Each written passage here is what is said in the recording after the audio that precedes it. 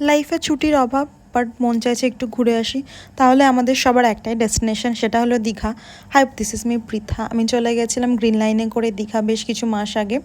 প্রথমে কফি খেয়ে নিয়েছিলাম, আর তোমরা প্লিজ এই কফিটা কেউ ট্রাই করো না, বিকজ খুবই বাজে ছিল। কফির স্বাদটাকে ভুলে যাওয়ার জন্য আমি একটু কোল্ড ড্রিঙ্কস খাচ্ছিলাম।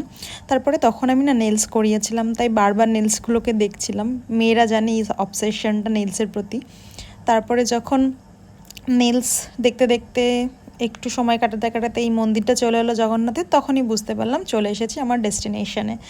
তো আমার মতো একটা ভুল কেউ করো না যে উইকেন্ডে কেউ হোটেল বুক করে না যেও। অবশ্যই বুক করে যেও, নইলে ওই 4-5 হাজার টাকার হোটেলগুলোকে তোমাদের 7-8 হাজার টাকা দিতে হবে আমার মতো।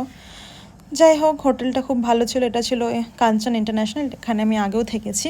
এদের ক্লিনিনেসটা আমার খুব ভালো লাগে, তাই জন্য আমি এই হোটেলটাই প্রেফার করি বারবার।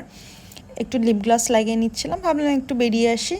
কিন্তু আমার যা কপাল ছিল তখন, পুরো বৃষ্টিতে দীঘা একদম ভেসে যাচ্ছিল, মারাত্মক বৃষ্টি হচ্ছিল, কোথাও যাওয়ার উপায় ছিল না। কিন্তু আমার আমার কপাল, যাই হোক, আমি নিজের কপালকে তখন দোষ দিচ্ছিলাম যে ভাই তুই এলি 2 দিনের জন্য, আর তার মধ্যে বৃষ্টি। যাক, ওয়েদারটাও কিন্তু ভালোই ছিল, ঠান্ডা ঠান্ডা। তারপরে ওখানে ভরপেট বলে একটা রেস্টুরেন্ট আছে, ওখানে খেতে চলে গেছিলাম। এখানকার খাবার দারুণ হয়, তোমরা প্লিজ ট্রাই করো। তার